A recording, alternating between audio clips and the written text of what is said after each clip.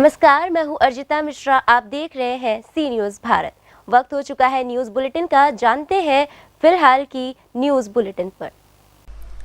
बता दें कि अमरोहा नगर कोतवाली इलाके के केलसा मार्ग पर अजीम नाम के युवक का स्टेबलाइजर की बॉडी बनाने का कारखाना है, जहां पर ये लोग गैस बिल्डिंग का काम करते हैं। जहां पर आज अचानक बॉयलर फट गया, जिसकी वजह से बड़ा हादसा हो गया और देखते ही देखते कारखाने में तेज हवा के साथ हुए धमाके से आग लग गई और एक मजदूर की इस हादसे में मौत हो गई, जबकि घायलों का जिला अस्पताल में इलाज चल रहा है।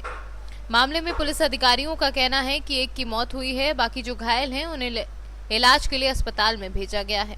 कारखाने में विस्फोट हुआ सर, क्या है मामला? ये थाना नगर क्षेत्र में इन्वर्टर और स्टेबलाइजर की बॉडी बनाने वाली एक छोटी सी फैक्ट्री थी, जिसके बॉयलर में विस्फोट हो जाने से एक व्यक्ति की मृत्यु हो गई है और 2-3 व्यक्ति घायल हो गए। सर, घरेलू सिलेंडर बताया जा रहा है जिसमें विस्फोट हुआ है। घरेलू सिलेंडर का उपयोग हो रहा था सर वहाँ पर। अब इसकी जांच की जाएगी, जो भी इस संबंध में दोषी होंगे उनके खिलाफ कार्रवाई की जाएगी। अमरोहा से सी न्यूज़ संवाददाता गौरव श्रीमाली की रिपोर्ट। चिरमिरी क्षेत्र में मनमाने तरीके से किया जा रहा है टेंडर प्रक्रिया। चिरमिरी क्षेत्र के अंतर्गत आने वाले SECL पर टेंडर प्रक्रिया को लेकर ठेकेदार द्वारा भ्रष्टाचार का आरोप लगाया जा रहा है। ठेकेदार का कहना है कि SECL उप क्षेत्रीय प्रबंधन द्वारा अपने अधिकारों एवं पद का दुरुपयोग करते हुए 2 लाख तक राशि के कार्यों का ठेका अपने चुनिंदा चहेते ठेकेदारों को दिया जा रहा है, जिसमें सिर्फ 40% कार्य का निष्पादन किया जा रहा है और बाकी का 60% बतौर कमीशन बांट लिया जाता है। SECL के खिलाफ अभी टेंडर को लेकर बहुत सारी विवाद सामने आ रही है, इस पर आप क्या बोलना चाहेंगे? SECL पूरी तरह से अपने जिम्मेदारी से दूर होकर केवल और केवल भ्रष्टाचार करने में लगी हुई है। आश्चर्य का बात है कि नियम कानून तो ऐसा लगता है कि इनके बाप दादा के अपने जेब का खेती मूली है। ये हमारे यहाँ 2-2 लाख का टेंडर करने का एक नया प्रचलन आया है।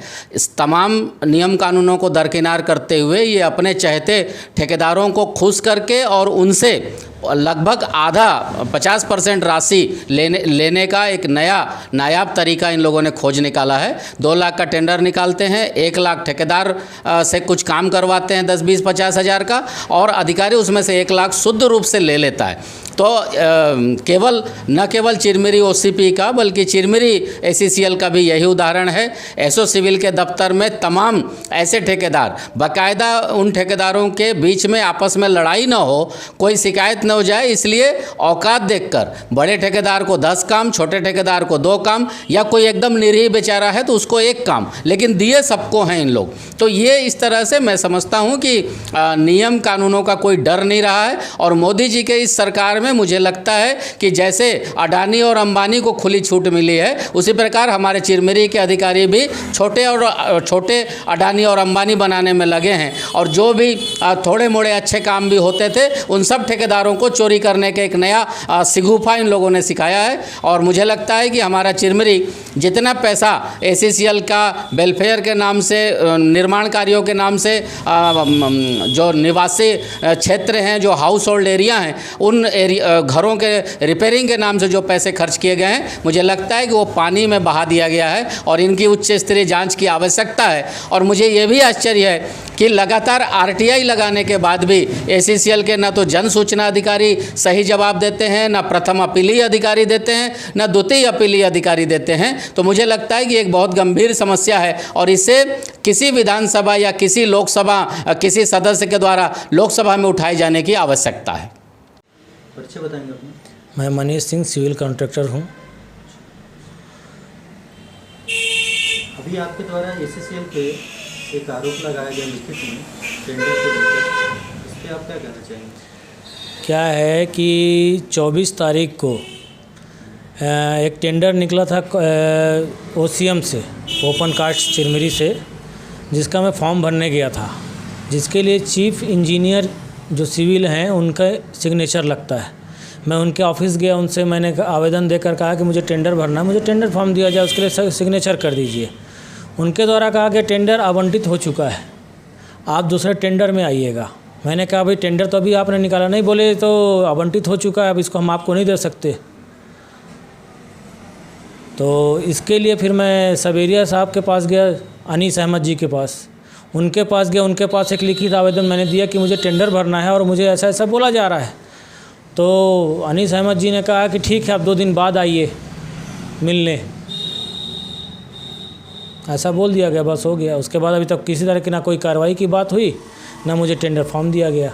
इस पर आप क्या कार्रवाई चाहते हैं? अब इस पर मैं कार्रवाई चाहता हूँ या फिर इसकी जांच की जाए किसी सक्षम अधिकारी द्वारा, और सक्षम अधिकारी द्वारा अगर जांच की जाती है तो मुझे लगता है ऐसे कई घोटाले जो पहले से ये लोग करते आ रहे हैं वो पूरे के पूरे पोल खुलेंगे उनके भी।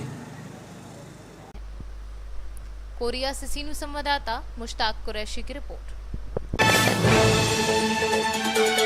शमशाबाद युवक कांग्रेस द्वारा मुख्यमंत्री के नाम ज्ञापन देकर मुआवजे की मांग की है। मांग समय पर पूरी नहीं होने पर आंदोलन की चेतावनी दी है। दरअसल शमशाबाद क्षेत्र में पहला मैजिक रोड लगने से किसानों की फसल पीली पड़कर खराब हो गई, जिससे किसानों को भारी नुकसान हुआ है। इसी नुकसान की भरपाई के लिए युवक कांग्रेस द्वारा शमशाबाद तहसीलदार को मुख्यमंत्री के नाम ज्ञापन देकर खराब फसल की सर्वे कराकर जल्द मुआवजे देने की मांग कर नगरीय क्षेत्र के किसानों को किसान सम्मान निधि का लाभ और किसान सम्मान निधि की राशि 3,000 से बढ़ाकर 15,000 करने की मांग की है। हमारी मांग है कि किसानों को मुआवजा दिया जाए। जो किसान बहुत ज़्यादा नष्ट फसल हो गई है उनके विषय में ये ज्ञापन दिया गया है। और माननीय मुख्यमंत्री जी से हमारा कहना है कि आप स्वयं किसान पुत्र होकर किसान हैं, आप किसानों की समस्या भली भांति जानते हैं। एवं पूर्व में आपके द्वारा जनसभाओं में कहा गया था कि मेरी सरकार होती तो किसानों को 40,000 प्रति हेक्टेयर मुआवजा देता। तो अब आपकी सरकार है, मुआवजा प्रदान कराने की कृपा करें। और शमशाबाद से सीनियर संवाददाता अक्षय प्रताप चौकसी की रिपोर्ट। मामला शाहजहांपुर जिले के अरनिया कला का है, जहां 22 तारीख की रात को किसी असामाजिक तत्व द्वारा मां दुर्गा की मूर्ति को खंडित कर दिया गया था। इसी को लेकर आसपास के लोगों एवं हिंदू संगठनों ने जमकर घटना का विरोध किया था। प्रशासन को चेतावनी दी थी आरोपी को जल्द पकड़ा जाए। 1 हफ्ते बाद भी आरोपी की गिरफ्तारी नहीं हुई और इसी बात से नाराज हिंदुओं के संगठनों ने आज फिर आंदोलन करते हुए आष्टा शुजालपुर नेशनल हाईवे जाम कर दिया। मौके पर अनुविभागीय अधिकारी एसडीएम व एसडीओपी के समझाने पर भी नहीं मान रहे आंदोलन कर्मी। 22 तारीख की रात में जो मां दुर्गा की बस स्टैंड अरनिया कला की जो मूर्ति तोड़ी गई थी, उसको लेकर 23 तारीख को गांव के लोगों ने रोड पर धरना दिया था और एसडीएम साहब ने 48 घंटे का आश्वासन देकर धरना समाप्त करवाया था। लेकिन 23 तारीख को आज 10 से 12 दिन हो गए, लेकिन प्रशासन ने किसी भी आरोपी को गिरफ्तार नहीं किया, ना किसी प्रकार की कोई कार्रवाई ऐसी करी कि जनता संतुष्ट हो सके। इसलिए प्रशासन के ऊपर अविश्वास करते हुए अरनिया कला की जनता ने आज फिर रोड पर धरना प्रदर्शन किया है और पब्लिक का ये कहना है कि जब तक कलेक्टर साहब नहीं आएंगे यहाँ से आंदोलन समाप्त नहीं होगा। अभी प्रशासन की ओर से एसडीओपी और एसडीएम आए थे बात करने के लिए, इससे क्या बात करेंगे? पब्लिक ने उनको नकार दिया है या उनको मना कर दिया है कि साहब आपने पहले भी आश्वासन दिया था, लेकिन कोई मजबूत कार्यवाही नहीं कर पाए, इसलिए हम कलेक्टर साहब से ही बात करेंगे। यहीं पे दाल बाटी बनेगी और यहीं पे रात भर वो करेंगे भजन कीर्तन। शाहजहांपुर से सीनियर संवाददाता भरत कीर अग्रवाल की रिपोर्ट। मुजफ्फरपुर जिले के बंदरा प्रखंड अंतर्गत घोसरामा बुनियादी विद्यालय प्रांगण में गुरुवार को प्राथमिक स्वास्थ्य केंद्र बंदरा द्वारा कोरोना जांच हेतु शिविर लगाया गया, जिसकी जांच में एक भी कोरोना पॉजिटिव के मरीज नहीं मिले। पीएचसी के प्रभारी डॉक्टर अरुण कुमार ने बताया कि कुल 115 लोगों का सैंपल कोरोना जांच हेतु लिया गया। जांच उपरांत एक भी कोरोना पॉजिटिव की कोई पुष्टि नहीं हुई। मुजफ्फरपुर से सीनियर संवाददाता गंधीर कुमार झा की रिपोर्ट। अभी के लिए न्यूज बुलेटिन में बस इतना ही। देश दुनिया की तमाम खबरों के लिए बने रहिए सी न्यूज भारत के साथ। हर खबर आपके साथ, आपके